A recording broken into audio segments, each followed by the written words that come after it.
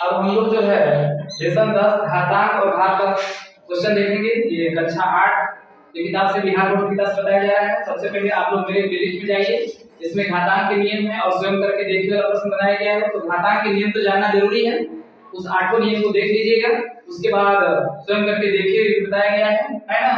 उसके बाद इसको बनाइएगा तो अच्छे से समझ में आएगा, ठीक है। सबसे पहले हम लोग ध्यान देंगे, इसमें उदाहरण नंबर 1 कह रहा है कि मान ज्ञात कीजिए, ठीक है।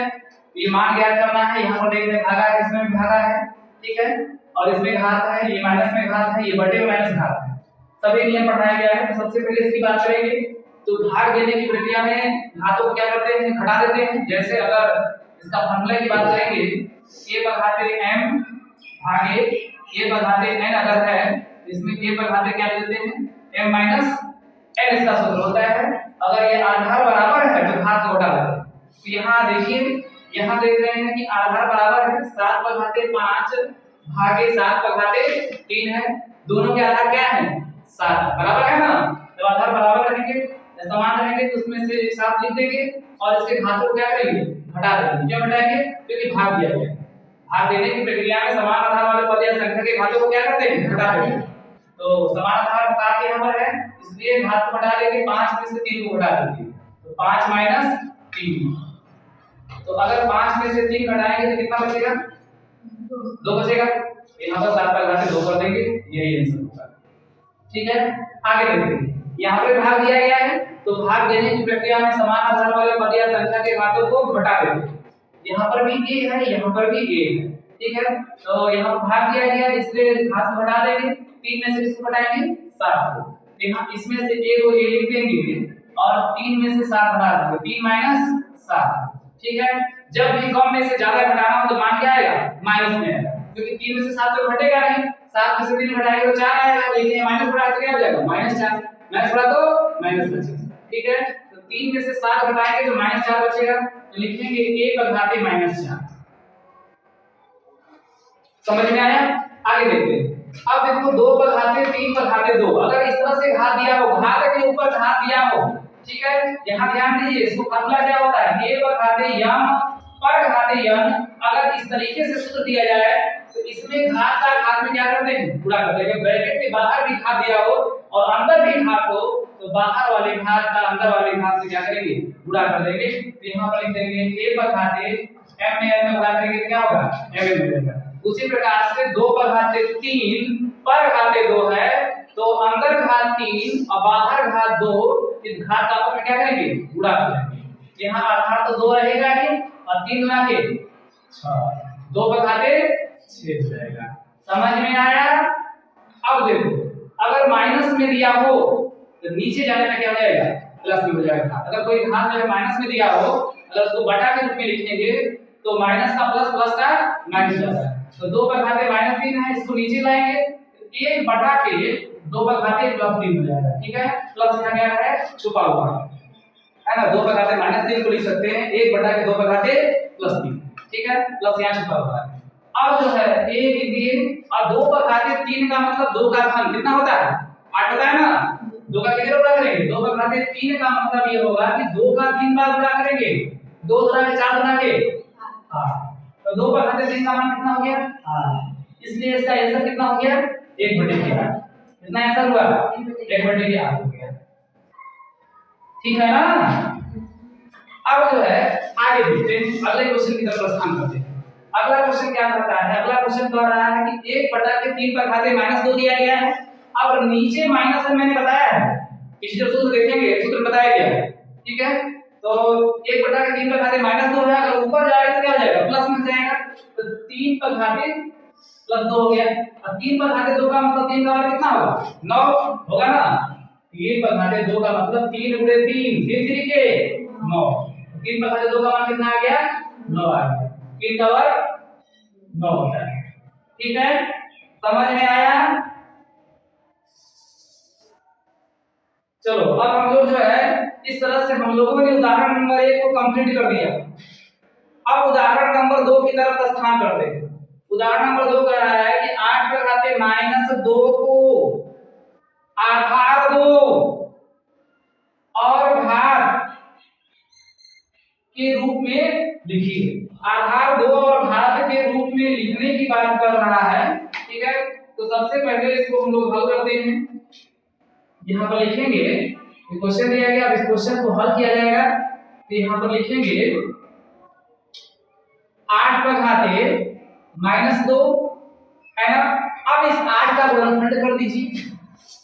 8 को तोड़ सकते हैं, 2 से करो, 2 चौके 8, फिर 2 से करो, 2 दूना के 4, फिर 2 से करो, 2 एकम 2।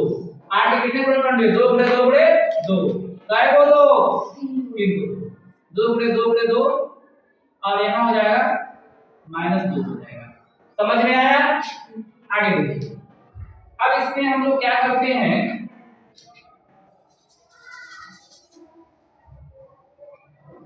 अब देखिए 2 कितने बार? 3 बार।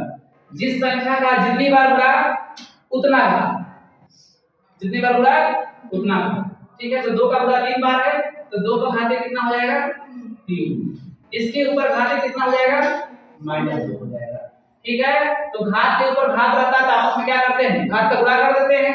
तो 3 का गुणा -2 में करेंगे, 3 दूना के 6, तो 2 का घाते -6, 2 का घाते, और एक और भी रहा है कि आधार क्या हो? 2, आधार 2 है। तो घात के रूप में लिखिए, घात ये है, 2 का घाते -6, आधार 2 होना चाहिए, और जो है घात कुछ भी आ जाए उसको लिखना है। तो आधार 2 हो गया, इसका 2 का घाते -6, ये आंसर हो गया। समझ में आया? इस तरह से उदाहरण नंबर 2 सॉल्व हो गया, ठीक है। अब उदाहरण नंबर 3 की बात करते हैं।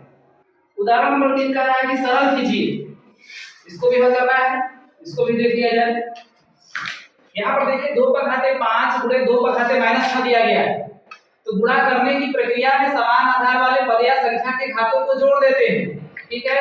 तो यहाँ पर देख रहे हैं कि आधार बराबर है, 2 यहाँ पर भी है, 2 यहाँ पर भी है, इसलिए इसके घातों को जोड़ देंगे। तो 2 तो लिखेंगे ही, और इसमें जो है किसको किसको जोड़ेंगे? 5 में -6 को जोड़ेंगे। तो 5 प्लस -6, ठीक है। अब देखिए, तो अब ये हो जाएगा 2 पर घाते 5 तो लिखेंगे ही। अब ये प्लस में है और ये माइनस में है, तो प्लस माइनस गुणा करेंगे तो क्या होगा? प्लस माइनस, तो 5 -6 हो जाएगा। नहीं, 2 पर घाते 5 -6, और जो ही कम में से ज्यादा घटाएंगे आंसर किसमें आएगा? माइनस में। तो क्या आ जाएगा? 2 पर घाते -1 आ जाएगा, ठीक है। 2 पर घाते इसका -1 आ जाएगा, लिख सकते हैं यहाँ आंसर। और अगर आगे मैंने इसको बटा लिखना चाहोगे तो 1 बटा के 2 पर घाते 1 कर सकते हैं, है ना। तो 1 बटा के 2 आ सकता है अगर आगे बढ़ाएंगे तो। आगे चलते हैं। अब जो है इसकी बात करते हैं, 5 पर घाते -4 गुणे -5 पर घाते 4 गुणे -5 पर घाते 6 दिया गया है। तो यह जो है इसके आधार क्या है? बराबर है। -5 यहाँ पर भी है, -5 यहाँ पर भी है। अब गुणा किया जाए, अगर आधार बराबर हो तो घातों को क्या करते हैं? जोड़ देते हैं। तो -5 तो लिखेंगे, और इसमें क्या करेंगे कि 4 में -6 को जोड़ देंगे। 4 में -6 को क्या करेंगे? जोड़ देंगे, ठीक है। अब देखिए -5 तो लिखेंगे ही, अब 4 लिख दिए, और प्लस माइनस, तो -6 हो जाएगा। अब जो है -5 पर घाते 4 में से 6 जाएगा, कितना बचेगा?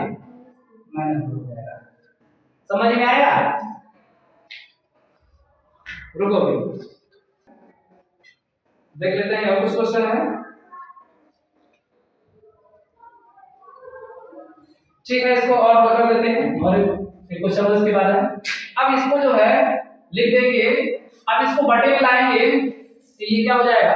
प्लस में हो जाएगा। कौन प्लस में होगा? यह हाथ, सिर्फ हाथ प्लस में होता है, ये प्लस में नहीं होगा। तो -5, ठीक है। और इसका जो घात है इसको क्या लिख देंगे? माइनस का क्या हो जाएगा?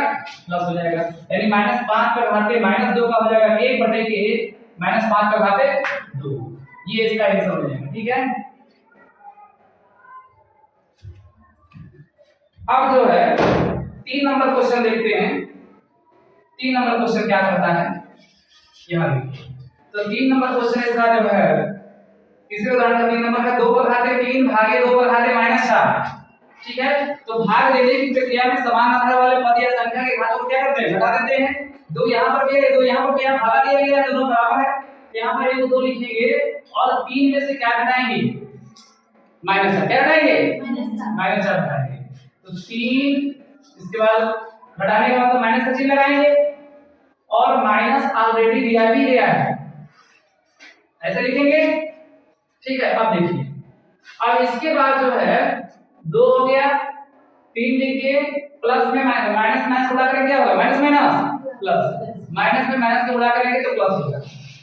ठीक है, तो 3 प्लस 4 यानी 2 बघाते 3 में 4 जोड़िएगा तो कितना होगा, 7, 2 बघाते 7 हो गया। ठीक है, आज के लिए बस इतना है, थैंक्स।